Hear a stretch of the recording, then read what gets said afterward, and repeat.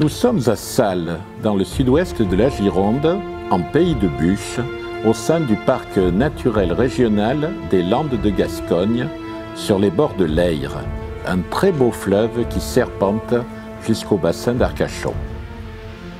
Selon certains, ce serait ici le paradis des Landes. C'est Arnaud de Pontac, seigneur du lieu, qui fit construire ce château entre 1657 et 1659. Louis XIV était alors roi de France depuis son couronnement 3 ans plus tôt. Il avait 19 ans. Mazarin était son premier ministre. Il nous a semblé intéressant de situer la construction de ce château dans l'histoire générale de Salles, des origines jusqu'à nos jours. Nous allons remonter jusqu'à l'époque du Miocène, il y a 12 millions d'années, puis nous suivrons les Sallois au premier âge du fer.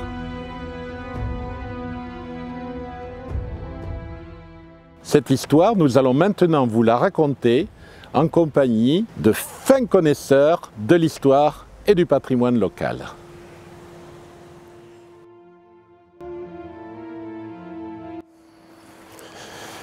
Serge Martin, aujourd'hui, tu vas nous parler du temps où l'homme, où le Sallois n'existait pas. Et bien longtemps avant l'apparition du Sallois. Ça se passait au Miocène, il y a environ 12 millions d'années. Pendant l'ère tertiaire. Et les savants, à ce moment-là, comment se présentait le paysage? Alors le paysage, si tu veux, c'était une mer, la mer des Faleux, qui, si tu veux, le golfe de Gascogne était bien plus échancré que maintenant, de l'Armagnac jusqu'au Poitou. Cette mer chaude avait une faune et une flore très importantes. Et pendant des millions d'années, les dépôts marins se sont déposés au fond de cette mer et les marées, les courants, les ont transportés jusqu'ici. Cette mer, c'est l'ancêtre de la Leyre, en fait. Alors, si tu veux, à mon idée, hein, la mer s'est retirée progressivement. On a eu des espèces de marécages. Puis est apparu les dunes de sable de la lande et l'eau a essayé de s'échapper de ces dunes, a creusé les vallons et a creusé cette vallée de la Leyre qui est le véritable drain de la lande. C'est par là que va s'écouler. Tout le plateau landais, ça passe par là pour s'écouler dans le delta actuel de l'Ayre, bien sûr. Et en fait, c'est cette mer des Faleux, transformée petit à petit en l'Ayre qu'on connaît actuellement, qui a modelé tout le paysage sallois. Exactement.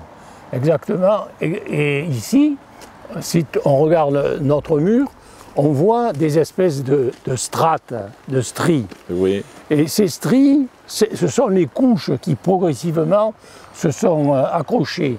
Parce qu'il s'agit donc d'un grès coquillé, c'est des sables qui se sont mélangés aux coquillages et qui se sont solidifiés, si tu veux, voilà. Et c'est exceptionnel dans notre pays, c'est vraiment une particularité locale. C'est la particularité. Oui. Alors, si tu veux, dans les Landes, aussi bien les Landes girondines que les Landes profondes, on ne trouve aucune pierre. Oui, bien sûr. La seule pierre qu'on peut trouver, c'est la garluche. Oui. Mais là, nous avons ce grès coquillé et qui va nous servir à construire toutes les maisons locales. Exactement. Et le château. Et d'abord le château, parce que ce que nous voyons là, cet affleurement-là, n'est pas... le sous-sol, il y a des couches Ce n'est qu'une petite partie. Bien évidemment, quoi. Voilà. Bien sûr, il y avait des carrières très importantes. Donc voilà, derrière ce pont, on trouve des excavations qui sont plus ou moins comblées par la végétation à l'heure actuelle et qui ont servi de carrière. Bien sûr. Il y a des gravures anciennes et des cartes postales anciennes qui montrent les carriers. Alors les carriers commençaient par découper, par tailler les plus grosses pierres pour en faire les linteaux de porte, comme on a vu à la maison du passeur, ou pour faire les manteaux de cheminée. Les autres moellons servaient pour la construction et il y avait même même les débris de ces falins étaient ramassés pour empirer les chemins. Et à la maison, j'ai mon chemin, le chemin de ma maison d'accès, qui a été le grand-oncle avait répandu ses déchets, oui, qui, avec les pluies, se sont solidifiés, qui sont devenus un véritable ciment, comme ça. C'est la genèse de ces... Alors, on n'y trouve pas d'ossements de Salois, bien sûr, mais on trouve énormément de fossiles. Voilà. Donc, y compris des dents de requin, j'ai entendu. Là. Les paléontologues, les géologues, sont venus à la fin du 19e, et alors ils ont daté du Miocène, mais ils ont d'ailleurs énuméré les fossiles qu'on a trouvés en parlant du stade du Salomacien. Oui, je crois qu'il est abandonné maintenant. Voilà, maintenant on dit Séravalien, mais là, à cette époque, on parlait du Salomacien, on parlait du Burdigalien. Et alors, ils ont trouvé, si on s'approche de ces rochers, on voit des empreintes de bivalves.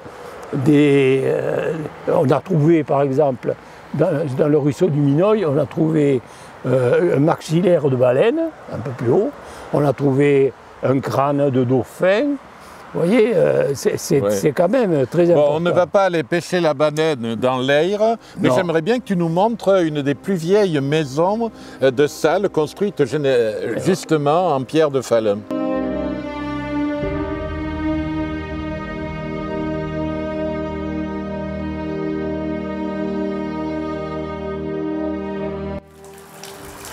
Bon, mais là, ce qu'on a, c'est vraiment les restes de la pierre du château. Et là, ici, nous avons une des plus vieilles maisons de Salles. Oui. Et donc, on voit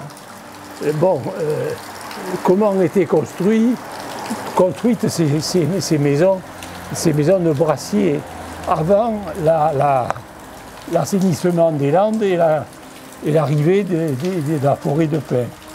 Bon, parce qu'après, les gens se sont enrichis et les bourgeois ont construit des maisons comme ça, et vous voyez, à étages, ils ont fait venir de Bordeaux une autre pierre, c'est la pierre de Garonne, la pierre à Astérie, et qui montre leur richesse par rapport à ces petites maisons. Tu vas nous dire que Salles s'est embourgeoisé au fil des siècles, bien sûr.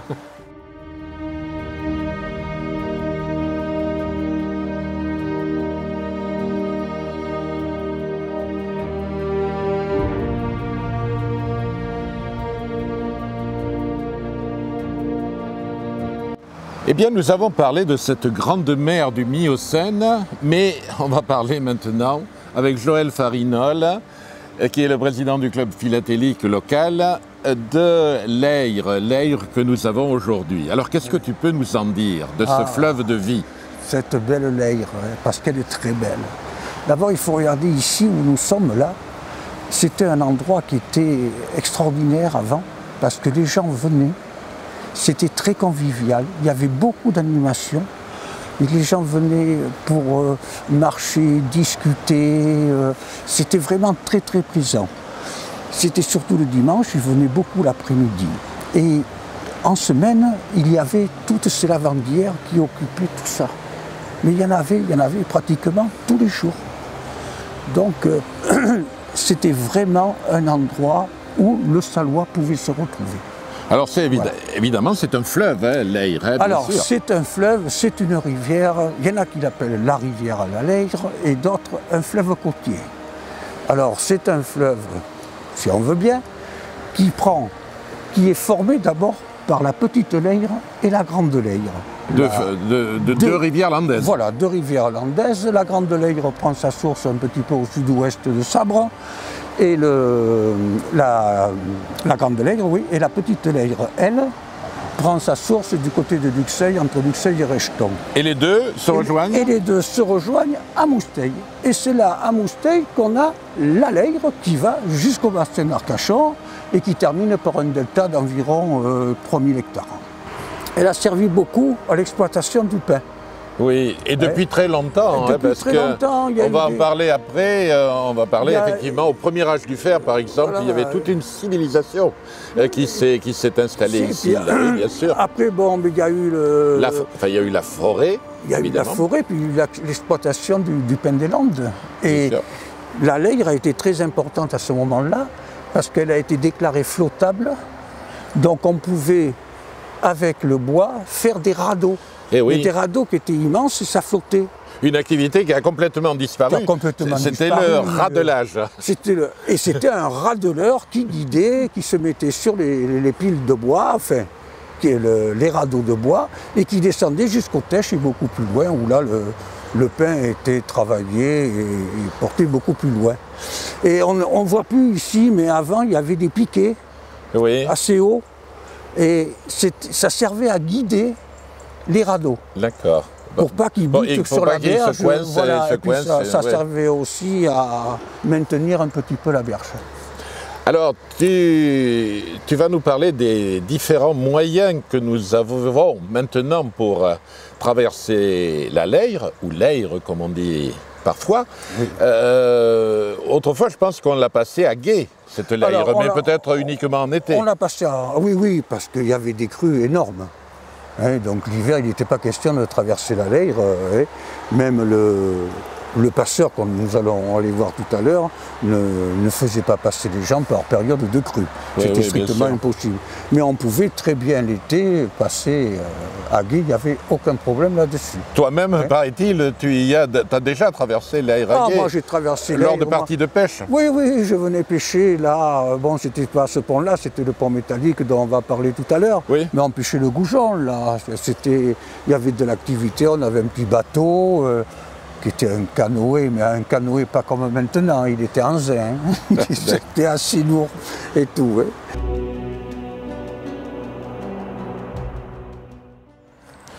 Eh bien, nous voici, Joël, devant la maison du passeur. Ce passeur, quel était son rôle, en fait? Oui, alors son rôle était de faire passer les gens, la Leyre, carrément, parce que... Alors donc, il y avait un bac? C'était un grand bateau en bois. Une barge, voilà. Avec sans doute une corde ou une chaîne. Officiellement, on ne sait pas. On ne sait pas. On n'a pas retrouvé. C'est comme la bâtisse, là. Cette bâtisse qui est construite avec cette fameuse pierre dont on a parlé tout à l'heure, la pierre des Falun. On dit que c'est la maison du passeur, chose que... À voir où c'est qu'elle est placée et tout, oui, certainement.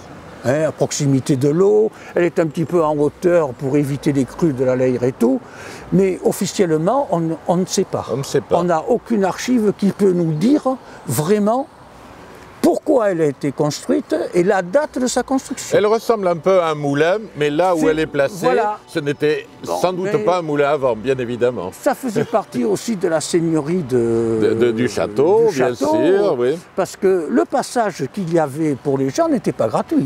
Oui, il fallait payer un droit, bien sûr. C'était en deniers, c'était 2 deniers pour un mouton, 3 deniers pour un cochon, c'était 5 deniers pour une personne seule. Et donc la mairie a fait l'acquisition tout récemment de cette maison du passeur. Voilà. Et donc comme elle nous a confié les clés, on va pouvoir jeter un œil à l'intérieur. Exactement.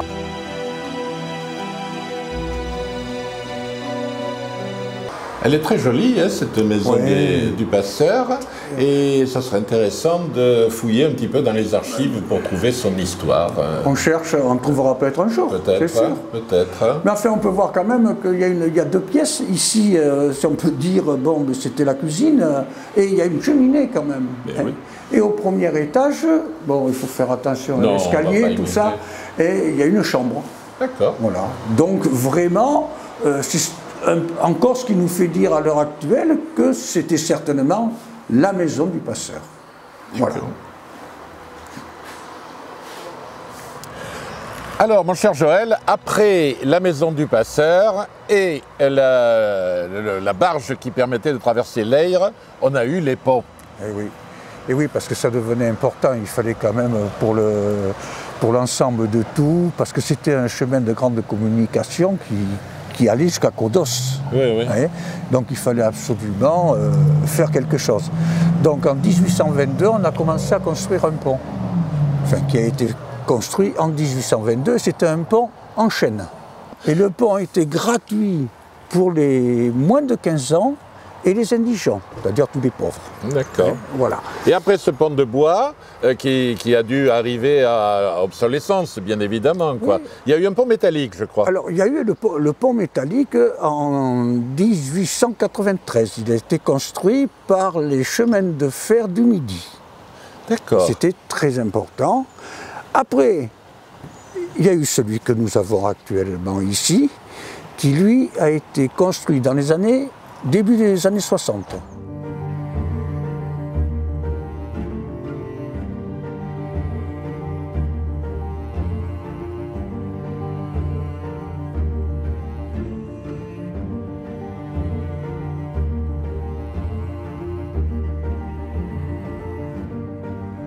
Gwénolé Belbéoc. Je sais que le paléolithique, le néolithique, on n'a pas trouvé beaucoup de mobilier sur Salles, mais en revanche, en ce qui concerne le premier âge du fer, oui. de moins 800 à moins 200, oui, à peu près. Ça, c'est tout l'âge du fer, oui. Tout l'âge du fer, là, on a du grain à moudre, on a du biscuit grâce au docteur Peynaud en particulier. En particulier, et à Jean-Louis Brouste, qui a découvert un site sur Salles, au lieu-dit le Martinet, dans les années 80, début des années 80, et ce site a été fouillé par Annie Lescassaigne, et avec la participation de Jean-Louis Brouste, qui avait découvert ce site, et une partie du matériel est au musée d'Aquitaine aujourd'hui, et tout ce qui a été trouvé en prospection avant la fouille était dans les collections de Jean-Louis Brouste, que nous avons mis en valeur, et c'est un site très important parce qu'il matérialise toute la connaissance qu'on a de la basse vallée de la Leyre, depuis son embouchure jusqu'à Belin-Bélier aujourd'hui, de l'occupation à l'âge du fer, où on a trouvé plusieurs nécropoles, dont celle-ci, et qui est très importante, puisqu'on a trouvé des dizaines de tombes, dont certaines étaient effectivement encerclées d'une matérialisation avec des cailloux, et elle avait été étudiée, et pour la région, c'est quelque chose de très très intéressant. L'Ayre, c'était vraiment le fleuve de vie à l'époque, vu l'importance et le nombre des sites archéologiques qui ont été découverts sur le bord. Oui, oui, on pense même qu'elle pouvait être navigable, au moins à certaines saisons, et elle avait son importance, au moins comme voie de communication, même si c'était que par les rives. Voilà, et donc c'était, on dit des voies de pénétration. Voilà, donc c'est effectivement quelque chose de très important, oui, pour la région. Oui. Alors, ce qu'on a retrouvé comme mobilier, évidemment, on pense aux urnes funéraires qui sont très célèbres. Oui. Mais on a trouvé aussi des poteries, on a trouvé oui, parce que de la céramique. De la céramique. Alors, on n'est pas sur l'habitat, on est vraiment sur des zones funéraires. Et donc, ce qu'on trouve, ce sont des urnes dans lesquelles on mettait les cendres du défunt, avec parfois un petit objet pour l'au-delà. Voilà, ça pouvait être une boucle de ceinture, ça pouvait être des bijoux, ça pouvait être des choses comme ça. Voilà. Et donc, retrouver ça, ça permet aux archéologues de mieux comprendre la vie des habitants de cette époque-là. C'est une chance qu'à cette époque-là, la coutume était d'incinérer les défunts. Oui, parce que ça n'a pas toujours été le cas. Dans le sable des Landes, les squelettes sont dissous par l'acidité du sol. Et quand on a des ossements brûlés, ils sont réduits, bien sûr, mais ils ont beaucoup plus de mal à se dissoudre. Et on peut encore les étudier, voire même aujourd'hui faire des analyses génétiques dessus. Donc c'est effectivement très important. Et donc, quand on a l'urnule d'offrande à l'intérieur et puis parfois des objets, ça donne une connaissance beaucoup plus importante des gens de cette époque-là.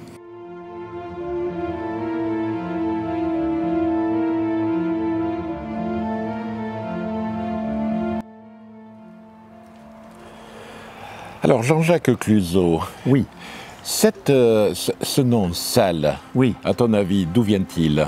Bon, il y a plusieurs possibilités.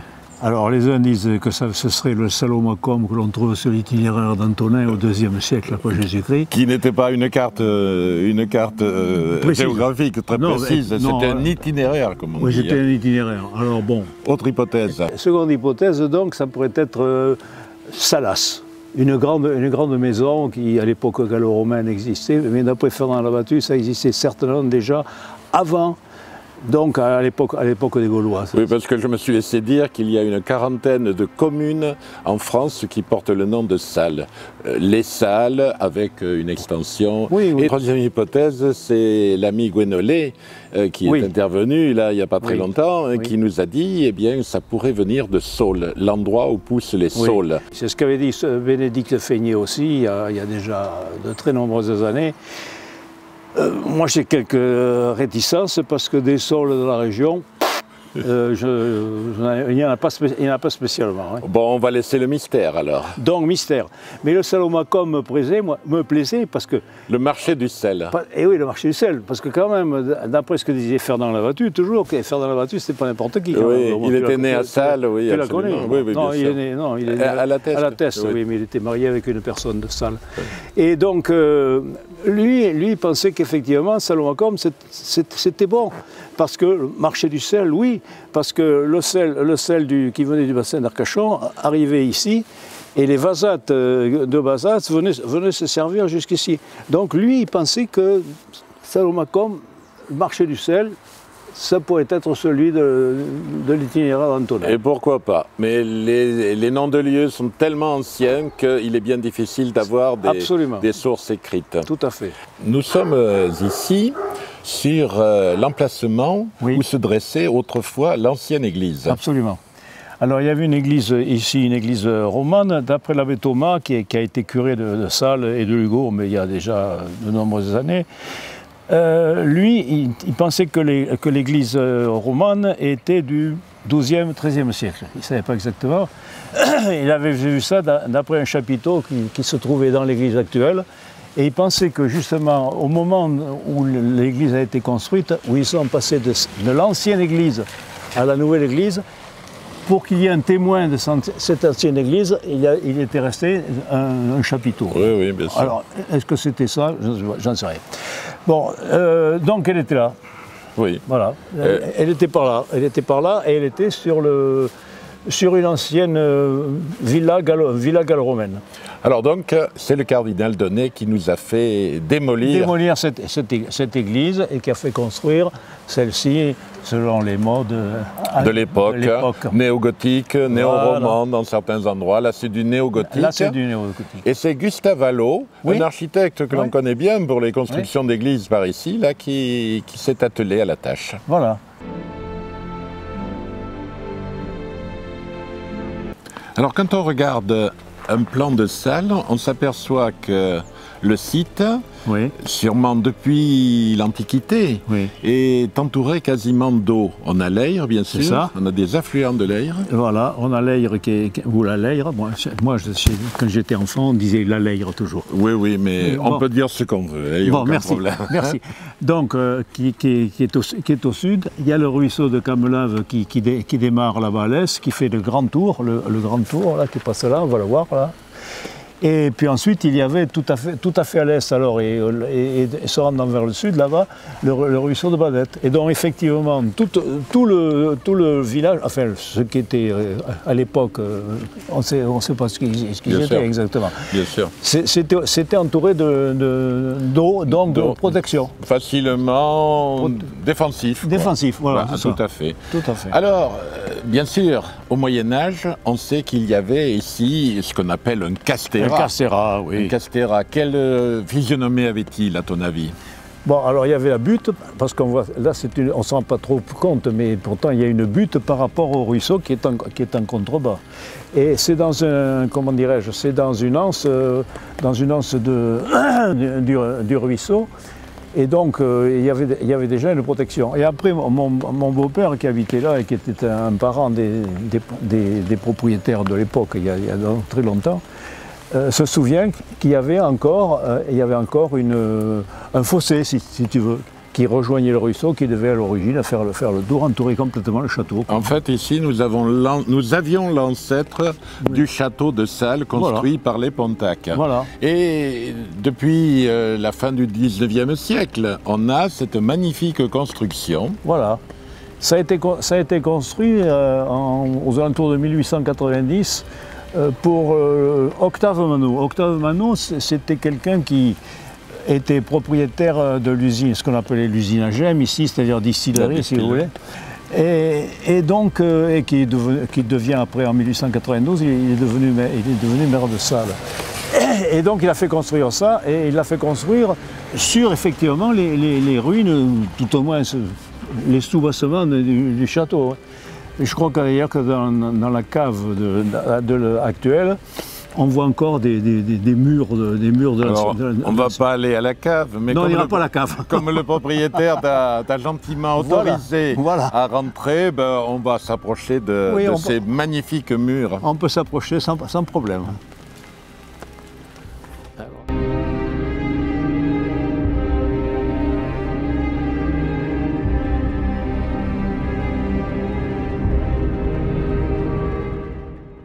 Nous voici sur les lieux de l'ancien Castéra, l'ancêtre du château de Salles actuel, qui n'est pas au même endroit. Et on remarque qu'effectivement, nous avons une butte et nous avons le ruisseau en bas. Et là, il y a cette position défensive qui saute aux yeux, bien sûr. Oui, oui.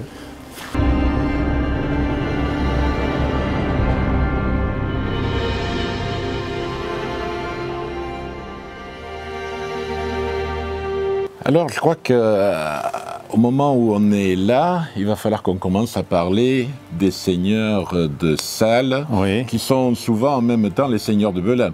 Oui, oui, Belin, Bélier, souvent, Lugo même, enfin, ils ont souvent tout le coin. Et le premier dont on parle s'appelle Bernard de Blanquefort. En 1275, il y a un acte qui prouve que les manants de Salles doivent effectivement payer pas mal de choses à Bernard de Blanquefort. Bon, c'est le premier. Bon, il y en a plusieurs. Après, il y a eu tout un tas de seigneurs jusqu'à la Révolution. Bien sûr. Mais je vais en citer quand même un, notamment, c'est François de Montferrand. Parce que François de Montferrand a fait partie. Il n'a pas fait partie, mais il a participé à la bataille de Castillon. Le 17 juillet 1453. La fin de la guerre de Cent Ans. Voilà. La fin officielle. Oui, fin de la guerre de Cent Ans. Donc, et pourquoi? Mais seulement comment dirais-je, il était du côté anglais. Bon, et normalement, il était du côté anglais. Oui, depuis Aliénor, évidemment. Ici, nous étions sur des terres anglaises. Voilà, depuis Aliénor. Donc, comme évidemment ils ont été battus, que Talbot même a été tué à ce moment-là, il a fui en Angleterre, il est parti, il s'est échappé. Il aurait fini en prison et on lui aurait demandé certainement beaucoup d'argent, etc. Bon, donc il est parti. Voilà, alors le deuxième dont je voudrais parler, c'est Loïs de Lure. Pourquoi? Pour deux raisons. Ah, c'est un nom qu'on connaît. Alors, Loïs de Lure. Voilà. Alors, Loïs de Lure, pourquoi? D'abord, il y a eu en 1561, il y a eu une transaction avec les manants de Salles. Alors, il faut savoir que Loïs de Lure, c'était un homme de guerre. Tous ceux qui précédaient, d'ailleurs, étaient des hommes de guerre. C'était la noblesse d'épée, tous. Et donc, Loïs de Lure, il a dépensé beaucoup d'argent pour ses soldats. Et donc, beaucoup d'argent pour ses soldats, etc., etc. Il a participé à des guerres. Bon. Et donc, il lui a fallu, effectivement, récupérer de l'argent. Alors, ça, c'est une première raison qui a fait qu'il a signé cette transaction en 1761. Mais la deuxième raison, c'est que les manants de Salles avaient assez de payer des redevances aux seigneurs qu'ils estimaient extraordinaires, pas normales, etc., etc. Ils avaient menacé le seigneur de Salles de quitter carrément le village, d'aller s'établir ailleurs. Donc ça n'allait plus. Il ne pouvait plus recevoir. Donc il y a eu une transaction. Alors, la première chose dans la transaction, bon, je ne vais pas donner tous les Bien sûr, on va passer rapidement. Parce voilà. La première chose, c'est qu'il a demandé une somme d'argent assez importante. Il avait besoin d'argent quand même, donc de 2200 et quelques francs bordelais à l'époque, etc. Et alors, il y a plusieurs, comment dirais-je, il y a plusieurs choses qui sont intéressantes. C'est qu'on leur donnait le droit de chasser à l'arbalète sur leur terre. Enfin, sur ce qu'ils possédaient. C'est exceptionnel, ça, parce que le droit de chasse était réservé aux seigneurs autrefois. Absolument, oui. Voilà. Et puis, on les autorisait à traverser la Leyre sans péage, ni pour eux, ni pour leur famille, ni pour leurs domestiques, ni pour leur bétail. Alors que jusqu'alors, il fallait qu'ils payent à chaque fois et qu'ils donnent de l'argent au passeur et que le passeur le reverse au seigneur, bien entendu. Bon. Alors, bon, ça, c'est deux choses. Et alors, autre chose aussi qui est importante, c'est que désormais, ils avaient le droit d'aller faire moudre leur grain ailleurs que dans le moulin des seigneurs. Oui. Alors qu'autrement, il fallait absolument... Le moulin dit banal, oui. Et à chaque fois, paf, on payait. Voilà. Et oui. Alors, c'est là où on va arriver, tout naturellement, à la famille de Pontac. Voilà. Alors, Loïs de Lure, effectivement, donc c'est la transaction de 1561. 2 ans plus tard, donc en 1563, il vend tout ce qu'il avait, c'est-à-dire la seigneurie de Belin, la seigneurie de Bélier, la seigneurie de Glouet, la seigneurie de Salles. À qui? Eh bien, à Jean de Pontac. Jean de Pontac. Et Jean de Pontac, c'était un parlementaire bordelais, et c'était même, il était à l'époque en charge du greffe du Parlement de Bordeaux. C'était déjà quelqu'un de très important. Jean de Pontac, c'est pas lui qui a créé le château Aubryon? Ah non. Oui, si. Il avait aussi Aubryon. Non, Aubryon, oui, il avait aussi Aubryon. Oui, absolument. Oui, il avait aussi, tu as raison. Il avait aussi Aubryon. Alors bon, donc effectivement... Bon. Donc, à partir de lui, ça y est, on arrive dans les seigneurs de Salles qui sont de la noblesse de robe. La noblesse d'épée, c'est fini. Eh oui. Alors, nous allons arriver tout doucement à la construction de notre château de Salles. Oui. Et tu nous parlais de Jean de Pontac. Oui. Et par rapport à Arnaud de Pontac, qui a fait construire le château. Arnaud de Pontac était l'arrière-petit-fils de Jean de Pontac, celui qui a acheté à Loïs de Lure. Voilà. Et il a fait construire le château entre 1657 et 1659, sur ces 2 années-là. Pourquoi? Parce que le château qui était ici était en très mauvais état, pratiquement une ruine. D'ailleurs, comme je disais tout à l'heure... les seigneurs de l'époque, ils devaient habiter ailleurs, bien sûr, ils n'habitaient pas ici. Oui, beaucoup de gens se sont servis, ont pris des pierres pour construire des maisons, etc. C'est la raison pour laquelle, des fois, sur des maisons de Salles, tu vois des linteaux qui visiblement ne sont pas d'origine... Non, ils ne sont pas d'origine. Enfin, ils ont bien une origine, mais c'est une origine autre que celle de la construction. Où ils sont installés. Et donc, eh bien, on va arriver donc au château de Salles.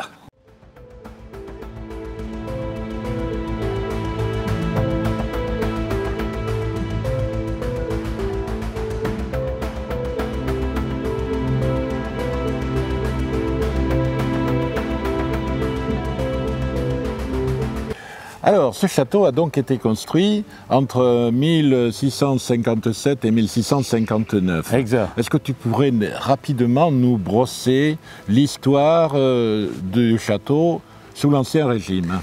Bon, alors ce château a été fait construire par Arnaud de Pontac, qui était l'arrière-petit-fils de Jean de Pontac, on en a parlé un peu précédemment. Et ce qu'on sait, c'est que justement les travaux ont été surveillés par Artaud Masson. Oui. Artaud Masson, qui était un bourgeois de Bordeaux, qui était même receveur des décimes de Guyenne. Donc il avait un poste important, n'est-ce pas? Et il avait un rapport avec les gens de Salles, puisqu'il était le beau-père de Paul Cazovieille, qui était un juge de Salles à cette époque, et ce Paul Cazovieille a épousé Thérèse de Masson, la fille d'Artaud. On connaît bien les Cazovieille à Salles, voilà. Évidemment, puisque ça a donné une descendance avec des notables. Oui, mais déjà il y en avait, le premier que l'on connaisse, c'était un Jean Cazovieille qui était qui était aubergiste, mais son fils était notaire à la fin du XVIe, au début du XVIIe, et c'est un des notaires les plus importants de la région. Bon. Alors ce château, il a été construit avec quels matériaux? Alors il a été construit essentiellement en grande partie avec des pierres de la carrière. La carrière, il y avait la carrière ici, à combien? À 200 mètres d'ici. Hein. Il y avait une carrière et il y a près du ruisseau de Badette, ce qu'on appelle le ruisseau de Badette qui traverse là-bas, qui passe là. Et de l'autre côté du ruisseau de Badette, avant qu'il y ait cette carrière-là, ici, à cet endroit, de l'autre côté du ruisseau, il y avait une carrière à Peyris. Peyris à Pierre. Hein. Oui, bien sûr. Oui. Il y avait une carrière. D'ailleurs, moi j'habitais une maison à côté, le puits était construit dans les pierres. Et les mêmes pierres, voilà, les pierres de Falun. Les mêmes pierres qu'il y a ici, les pierres du Falun. Oui, ok. Est-ce qu'il y a eu des seigneurs de Salles sous l'Ancien Régime dont on a retenu le nom? Toi, tu les connais, bien sûr, mais est-ce que ça vaut la peine d'en parler? Oui, alors on peut parler après, bien après, on peut parler de Pichard. Et oui, parce que c'est le dernier. Ça va être le dernier. Enfin, c'est pas exactement le dernier, puisqu'il y a eu son gendre, oui. qui a pris la suite. Oui. Mais oui, Pichard. Puis Ségur. Alors, oui, puis Ségur. Voilà. Alors Jean de Pichard était un parlementaire, lui aussi, bordelais. On est toujours dans la noblesse de robe. On dit président à Mortier. Voilà, il était président dans ton à Mortier. bouquin, hein, d'ailleurs. Oui, hein. il était président à Mortier. Il a eu de gros problèmes parce qu'effectivement, à la Révolution, effectivement, son gendre, qui était comte de Puységur et qui avait épousé une de ses filles, justement, est parti d'abord en Espagne, ensuite vraisemblablement en Angleterre. Ils sont passés par Gibraltar, on peut supposer, puis après ils ont filé en Angleterre. Et ça va lui être reproché. Et il y a aussi le régisseur qui est dans l'affaire. Alors, ça va lui être reproché. Ça va tellement lui être reproché qu'en 1794, on lui coupe la tête, et on coupe la tête à sa femme aussi, et par la même occasion, pourquoi pas faire, on coupe la tête aussi au régisseur, parce que le régisseur avait écrit des lettres qui étaient soi-disant anti-révolutionnaires. Ce que je peux dire... Alors on ne leur a pas coupé la tête à Salles quand même. Ah non, ça s'est passé à Paris. Ça s'est passé à Paris. Là-bas vers Vincennes. Quoi, oui, voilà, ça s'est passé toujours à Paris, pas de problème. Oui, alors ce que je ne vous ai pas dit, notamment en ce qui concerne le château de Salles, le château qui est là-bas, c'est qu'il y avait un souterrain. Et ce souterrain partait du château et de l'ancienne église. Oui. Il se réunissait à peu près au niveau des écoles actuelles. Et allait se terminer au bord de la Leyre, dans la falaise du bord de la Leyre. Mais est-ce que c'est avéré ça? Est-ce qu'on a trouvé des vestiges là? Voilà. Parce que tu sais, c'est souvent la rumeur. Il y avait un souterrain.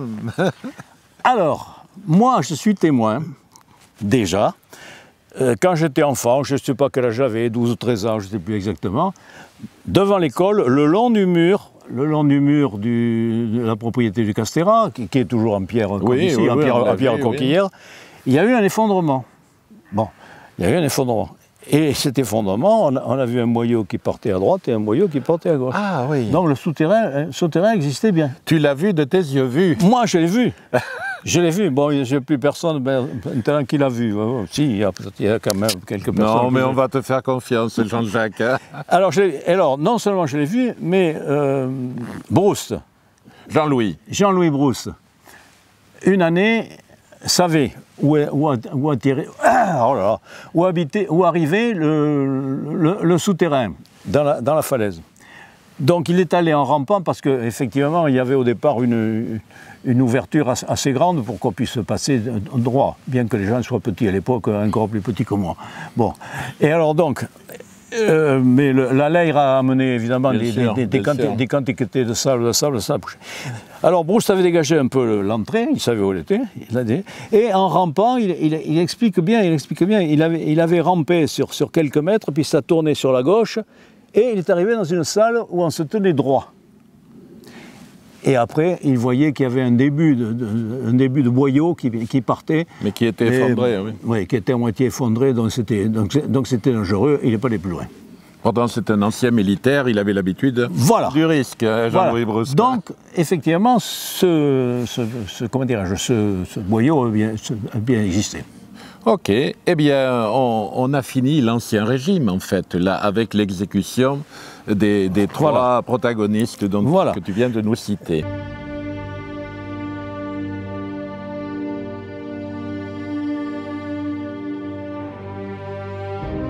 Alors, nous voici donc dans l'époque contemporaine, après la Révolution française. Oui. Et est-ce que tu peux nous parler un petit peu des différents propriétaires qui se sont succédés, donc depuis la Révolution française? Donc, il y a eu Pichard, et après Pichard, il y a eu son gendre. Oui, puis Ségur. Voilà, le comte de Puységur. Bon, alors ils étaient partis en Angleterre, au moment de la Restauration, ils sont revenus. Ils sont revenus, bien sûr. Évidemment. Ils ont repris possession. Ils sont revenus. Alors ils ont repris possession du château et du domaine, enfin ce qui est resté, parce qu'il y a beaucoup de choses qui avaient été vendues, à des propriétaires salois, bon, enfin en pagaille. Bon. Et bon, ils ont pris ça, et jusqu'à la fin du 19e siècle, c'est la famille de Puységur. Les descendants. Ah oui, les descendants de Puységur qui ont toujours eu. Et puis après, au début du 20e, c'est Raoul Brun, qui était un industriel,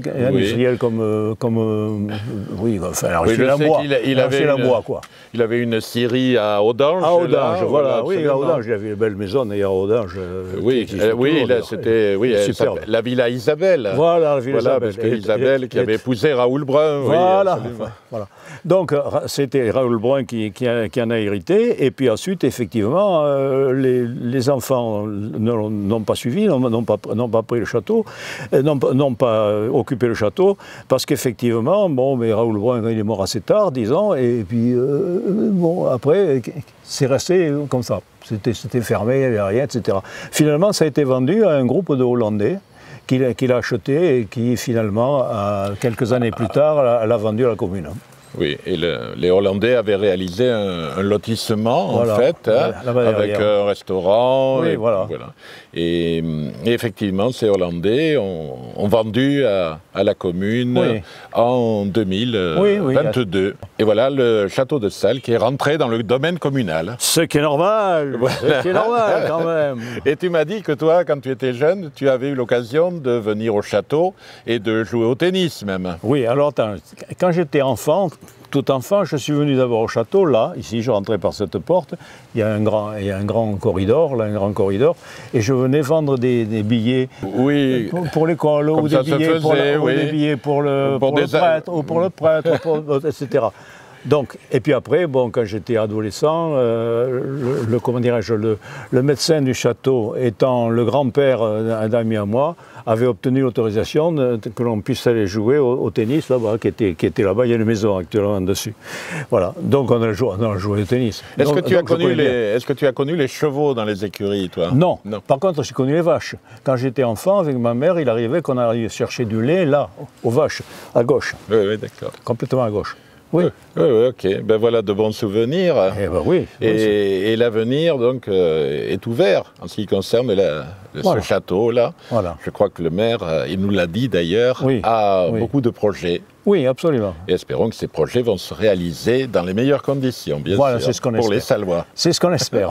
Voilà. Il y aurait eu bien d'autres thèmes à aborder dans ce reportage concernant l'histoire du château de Sales intégrée à l'histoire générale de la commune. C'est donc notre réalisateur Damien qui va interviewer les personnes qui ont connu le château de Sales en activité.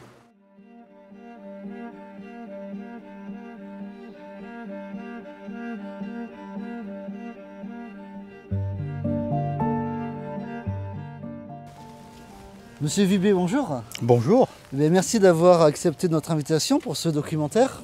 Oui. Donc vous êtes l'un des derniers à avoir connu le château en activité. Oui, je fais partie de ces dernières personnes, ces derniers privilégiés, oui. Est-ce que vous auriez quelques souvenirs à nous raconter, les personnes qui vivaient dedans, qu'est-ce qui se passait dans ce château Oui, je vais vous en raconter brièvement, mais en fait ce château, le château a été occupé de 1993 à 1996, il a été habité pendant cette période-là. Voilà. Après, le reste du temps, il a été occupé jusqu'en 2002, mais ce n'était uniquement pour la SCI au niveau des bureaux. Il a été habité. La tour de gauche a été clairement utilisée. Les chambres du bas étaient occupées par donc les propriétaires qui étaient monsieur et madame Van der Helm. Madame Van der Helm est de nom est française, on les appelait les Hollandais. Voilà, on les appelle les Hollandais, mais en réalité c'était monsieur qui était hollandais. Monsieur était hollandais, monsieur Ed Van der Helm, et Madame Dunoyer, elle est de Léognan, elle est d'ici. Monsieur Dunoyer, monsieur Van der Helm avait eu 2 enfants, Eric et André, d'un précédent mariage, et Eric est toujours présent sur salle puisque c'est lui le propriétaire et le gérant de l'hôtel du Pont de l'Aire. D'accord. Et il a dormi à l'étage de cette tour.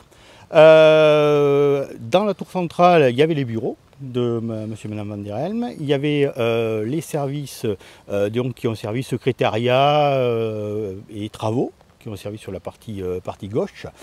Quand on sur l'aile, sur cette tour gauche ici, juste au coin, elle a été occupée par monsieur Arendt, qui était l'ingénieur travaux pendant toute la phase du chantier. La petite tour là-bas a été occupée par Margot, qui s'est occupée, ce sont des Hollandais qui venaient, et donc ils ont logé dans ces tours. Et donc elle s'occupait de la partie suivi de chantier, etc. Après la livraison vis-à-vis des propriétaires. Donc voilà, le reste, il y a eu une partie qui a été occupée également par les bureaux de vente, pour vendre les villas. Voilà un petit peu comment a été occupé. Alors c'était à titre privé ou il y avait des chambres d'hôtes? Comment ça se passait la vie dans le château? Non, il n'y avait absolument pas de chambre d'hôtes. Il était vraiment occupé à titre personnel. Ils avaient une personne qui s'occupait du ménage et faisait la cuisine, c'était Alice. Hein. C'est un couple, il y avait un couple de Salois qui avait été embauché, donc cette personne s'occupait de l'intérieur et José s'occupait des extérieurs, faisait l'entretien du parc et des jardins extérieurs. Alors nous, dans le cadre du reportage, on a filmé quasiment toutes les pièces dans l'état qu'il est aujourd'hui, mais on devine qu'il y avait une très belle décoration, il y avait du goût quand même. Oui, les chambres étaient avec des jolies tentures, hein, voilà. Il y en avait quelques-unes qui ont été arrangées. Les parquets, bon, dans l'état où ils sont maintenant, malheureusement, ils ont subi, mais ils étaient encore verts. Vous l'avez connu entretenu, le château? Je l'ai connu entretenu, absolument, et bien oui, chauffé. Voilà, il était voilà, très joli, très agréable, hein, au niveau toujours ces moulures, toute cette partie-là qui sont parties dégradées par le temps. Et vous, donc vous travailliez là-bas, c'est ça? Voilà, moi j'étais l'intendant, il me semble. Voilà, c'est ça, j'étais l'intendant. Je participais à gérer l'ensemble de la résidence. L'entretien du parc, donc j'avais en charge tout l'entretien de ce parc et l'entretien du château. Et je travaille aussi sur les projets. J'ai participé aussi à la classification de la résidence 4 étoiles et j'ai assuré tous les suivis. On a fait des travaux pour l'aménagement des bureaux, pour l'entretien. J'ai remis en état après la tempête de 99, où il avait déjà subi des dommages. Voilà, donc tout ça, c'est moi qui m'en suis occupé pendant 10 ans. Et je faisais aussi la relation entre la mairie et le château pour tout ce qui était mise en place des journées de patrimoine, différentes activités qu'il y a eu sur le parc en relation avec la mairie. Bon Philippe, j'imagine que c'est compliqué d'entretenir un château? Oui. Est-ce que vers la fin, justement, vous commencez à voir la toiture qui commençait à lâcher Oui, alors il y a eu beaucoup de soucis sur les dernières années, notamment au niveau des couvertures. Il y avait des infiltrations d'eau qui se sont manifestées. Il y avait des problèmes financiers. Il y a eu quelques problèmes financiers de la SCI qui a fait qu'on ne pouvait plus parvenir aux travaux et à l'entretien donc on a été obligé de mettre à partie des seaux, des grosses bassines dans les combles de ce château et on allait les vider à chaque orage. Donc ça devenait déjà très compliqué. On avait des gros problèmes de chauffage, la chaudière est devenue défaillante. Voilà, et c'était très très compliqué pour pouvoir assurer cette maintenance. Oui. Vous, à titre personnel, est-ce que ça vous rend heureux de savoir que la mairie va essayer de redonner vie à ce château? Ah oui, absolument. Il y avait un très joli projet à la base. Moi, je suis arrivé avec le château à Salles, et c'est vrai que c'est quand même quelque chose, un patrimoine très intéressant, enfin, très agréable pour la commune. Et vraiment, moi, le fait de le voir être remis en état et autres, ça me fait vraiment plaisir, oui, absolument. Bon, on n'a pas encore toutes les infos de ce qui va être fait dans ce château, mais ce qui est bien, notamment pour les soirs-là, c'est qu'ils vont pouvoir profiter des jardins, des futures festivités qu'il va y avoir à l'intérieur. C'est une bonne nouvelle, j'imagine. C'est une excellente nouvelle. Il faut savoir qu'à l'époque, il y avait eu un projet de le transformer en hôtel. Hein, il y avait prévu des restaurants et autres. La destination finale de ce château ne sera que bénéfique pour la commune. Philippe, eh bien, merci de m'avoir reçu. Merci de m'avoir accueilli. À me fournir certaines images qui vont compléter ce documentaire. Et bonne continuation. Ouais, merci à vous. Merci.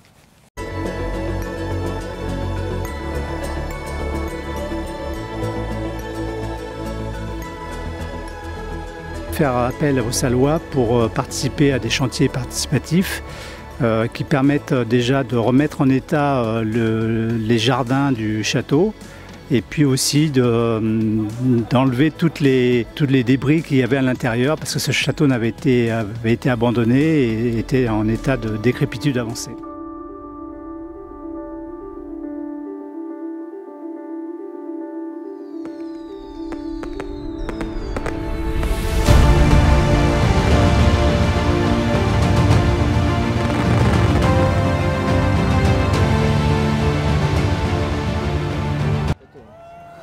Bruno Bureau, donc vous êtes le maire de Salles.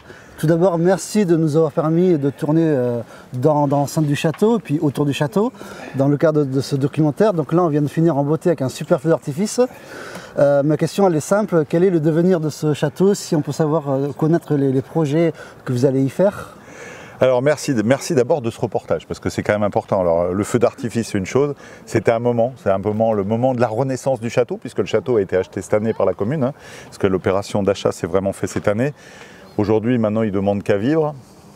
On va dire que le feu d'artifice, c'est le début de la renaissance. Les débuts des travaux ont commencé puisque le portail a été, la grille d'entrée a été réparée, a été refaite. Là, les toitures ont été, l'audit de l'architecte a été commencé. Les toitures commencent à être bâchées pour une partie. Le projet, il est encore dans sa vie, mais il y a des impondérables. On va dire qu'il y a des choses déjà qui sont actées. Bibliothèque, médiathèque, ludothèque, service de la vie culturelle de la ville seront affectés au château dans le bâtiment principal. C'est-à-dire qu'ils vont passer globalement de 180 mètres carrés à peu près aujourd'hui à 600 mètres carrés aujourd'hui avec salle d'expo, etc. Donc on va donner un développement à cet équipement très important. Deuxième projet qui est arrêté, un logement de fonction, parce qu'on va faire un logement ici pour un garde, de façon à ce qu'on n'ait pas des problèmes d'intrusion, de pillage, etc. Parce que ça, je pense qu'il faut déjà le prendre en compte. Troisième point qui est arrêté, sur les deux parties qui sont ici, les deux petites parties, une partie qui va servir à du stockage de matériel pour toutes les festivités qu'on organisera ici, parce que bien évidemment, le château va devenir un lieu culturel fort de la commune, et de l'autre côté, plutôt un côté billetterie, toilette pour le public, de façon à ce que tout soit sur place pour permettre des manifestations d'envergure. Dernier point, les écuries, qui sont, elles, arrêtées, qui resteront en l'état d'écurie, puisque l'objectif, c'est aussi de garder ce patrimoine, parce que pour ceux qui l'ont visité, c'est des écuries qui datent de très longtemps, mais qui sont restées dans leur état d'origine, et donc on veut impérativement garder, et l'idée, ça va être de remettre des chevaux de trait. Alors il y a plein de projets qui peuvent aller derrière, ça peut aller du ramassage scolaire, comme ça se fait à Vendargues, et j'ai rencontré les élus de Vendargues il y a peu de temps, pour faire du ramassage propre à l'intérieur de la ville, pourquoi pas.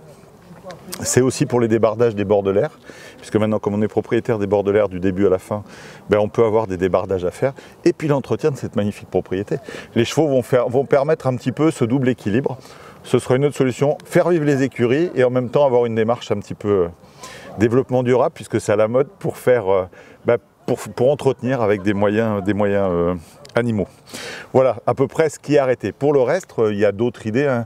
Il y a plein de pistes qui sont étudiées. Il y a eu le centre aéré qui a été étudié. Il y a eu une salle du conseil municipal qui a été étudiée. Il y a des salles pour des assos qui sont étudiées. Mais tout ça, ça reste en ébullition. Ce que je vous ai dit au départ, c'est vraiment ce qui est arrêté. Donc en 2 mots, ce château, c'est pour le patrimoine, pour les Salois.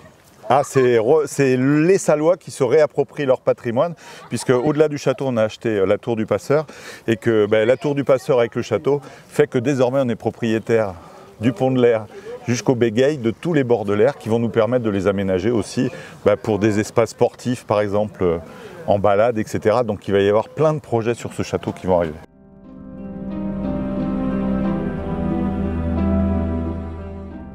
Je ne pouvais pas conclure ce documentaire sans vous parler d'un mystère qu'on a découvert lors du tournage de ce reportage. En sondant les murs, on a découvert une pièce secrète. Moi, ce que je vous propose, c'est de me suivre. Et grâce à un petit appareil que je vais récupérer juste ici, donc c'est une caméra endoscopique, on va passer à travers les murs pour voir si on trouve un trésor. Peut-être le fameux tunnel qui mène jusqu'à la ville de Salles, ou peut-être pire.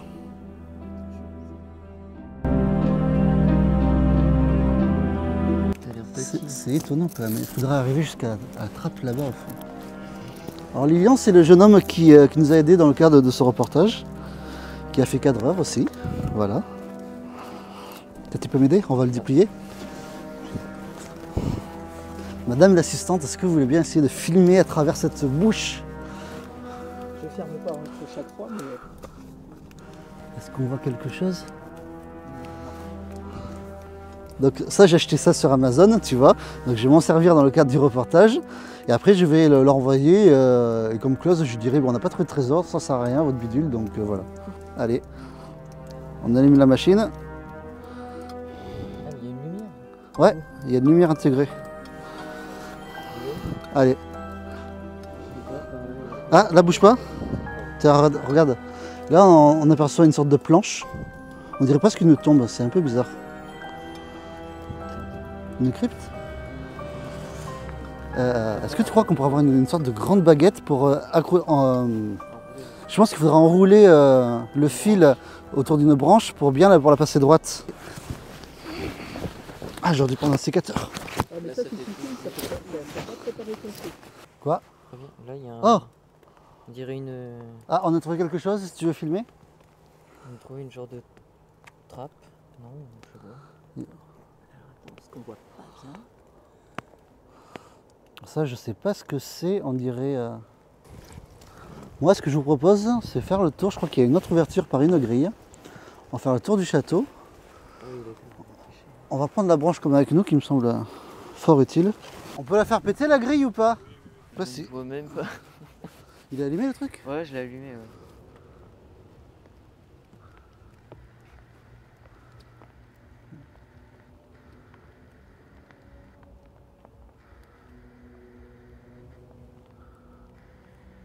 C'est quoi ce truc qu'on voit là, sur le côté? Bon, ben, pas de trésor pour l'instant. Pas de cadavre sous le plancher. Mais ça serait pas une petite boîte à droite? Là? On dirait, ouais, on dirait une petite boîte. Juste là. Ouais, parfum. Il faut aller voir. Testons l'autre bouche. Donc monsieur le technicien, vous voulez toujours pas casser le plancher? Non?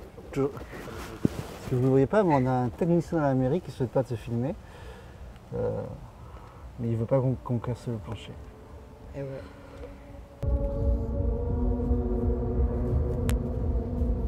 Donc vous l'aurez compris, on ne trouve pas un trésor en 5 minutes, il faut s'armer de patience.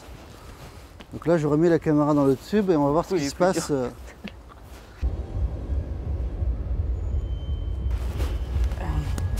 Je te laisse prendre ma place.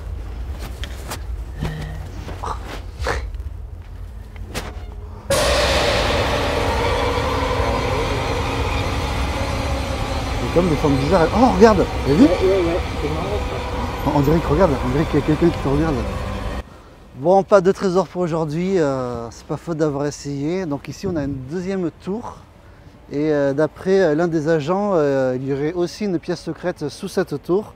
Mais le problème, c'est qu'on n'a pas vu de bouche comme tout à l'heure, donc on ne peut pas passer la caméra endoscopique, mais peut-être qu'on reviendra, qui sait.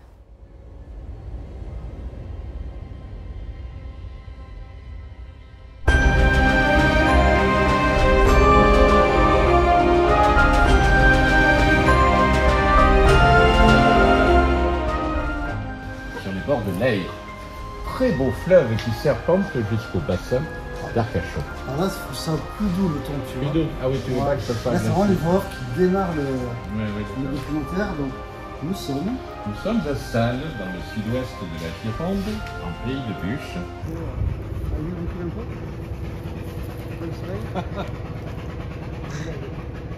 C'est Guénolé qui fait ce bruit là? Qui fait ce bruit à fond.